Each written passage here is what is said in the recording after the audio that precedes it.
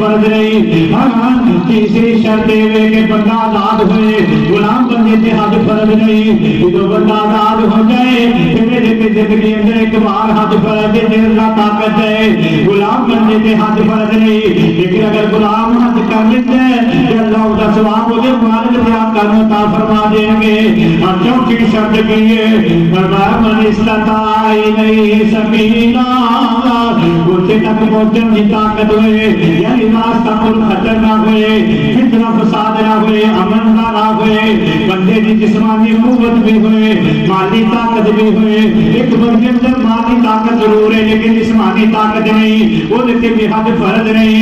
नबी रहमत सल्लल्लाहु अलैहि वसल्लम कोई एक बीबी आई, कहने लगे अल्लाह के पैगंबर मेरा बाप मालदार है जो दे हद फर्ज है लेकिन सवारी के बैठन की ताकत कोई नहीं। आका फरमाते ने सवारी के बैठन की ताकत नहीं, ते कहने